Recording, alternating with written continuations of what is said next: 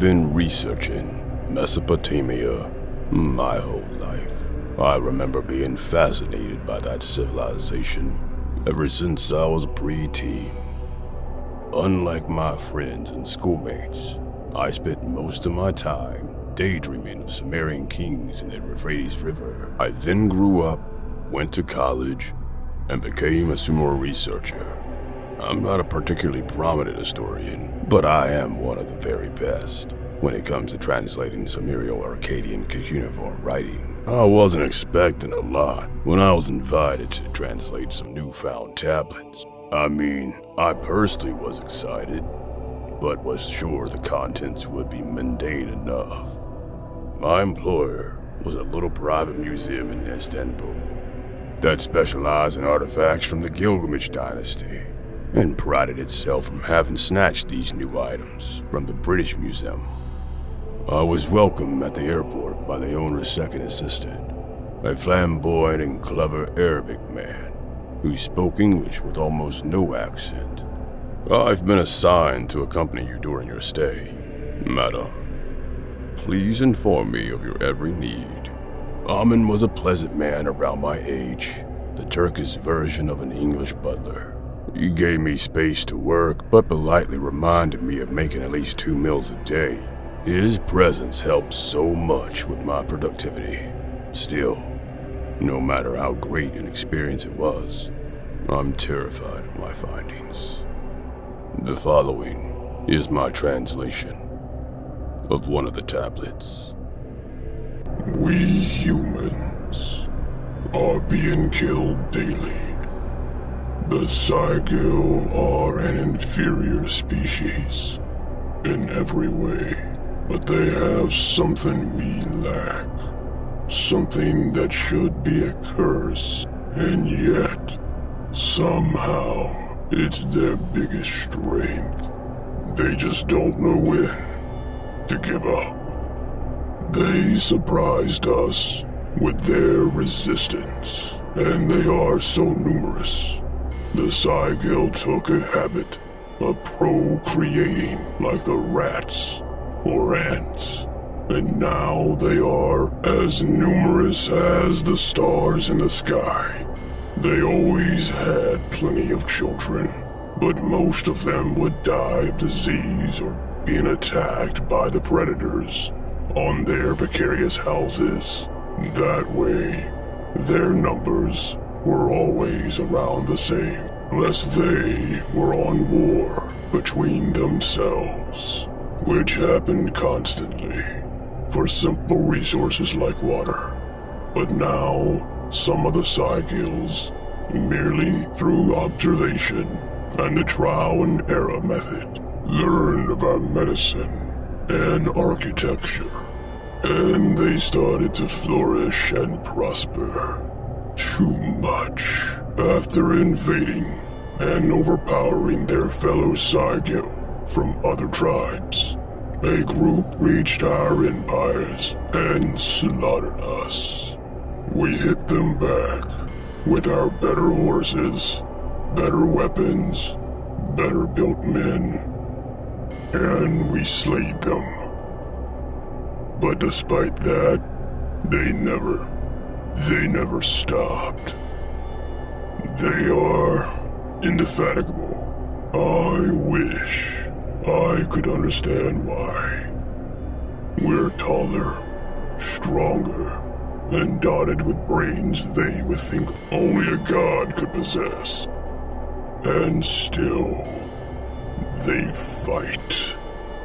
Just because they learned how to walk on 2 legs a while ago, they think they can rule the world, despite the fact that their reasoning is puny, and their sciences are non-existent. They don't even know how vast the world is. That's laughable. Like their ancestors, even inferior hominids, their life is only worth after procreation. So their children dead before mating age are useless and forgettable. This primitiveness is what enrages me about them the most. The Sygil. Once our other secrets. Our king. They want to be us. I'm tired of seeing my sisters and daughters die. I'm utterly ashamed to admit that I was scared and reached out to the king. I advised him to strike a deal with the Sygil. At first, he refused.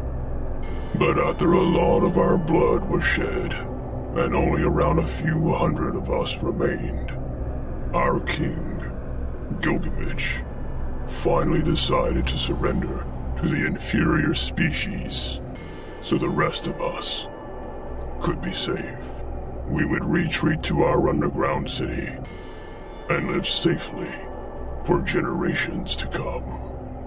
The king would stay with them on the surface to rule them and develop their society, and stay there with them for precisely 4,560 years before we fiercely take our world back. Of course, they agreed. They don't understand how much time that is, but it's not a lot for us. We never die. We are simply reborn in a new body, a new generation, every time wiser, stronger, purer. We are moving to our fortress deep inside the earth. By the ending of the forthcoming Arua Aku month, we will make no mistake this time. We'll keep the Sygil under constant surveillance and learn all their secrets. Next time, we won't have any weaknesses, just like they almost did to us. We will destroy them all, mercilessly.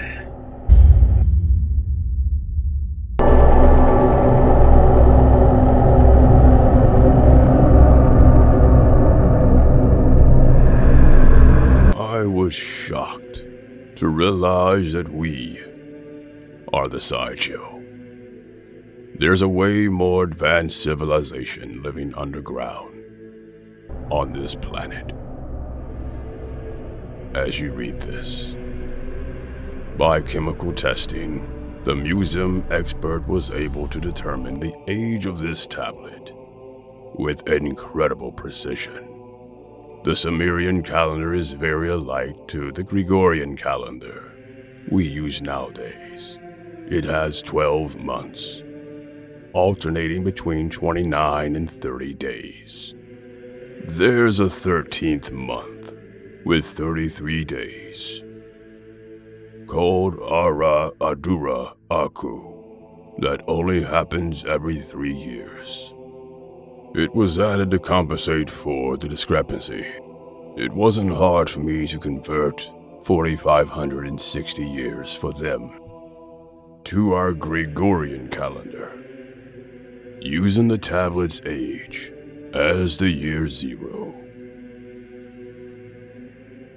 And I found out that the real humans, with their superior brains and hatred for us across millennia, are coming back to reclaim their land soon. How soon?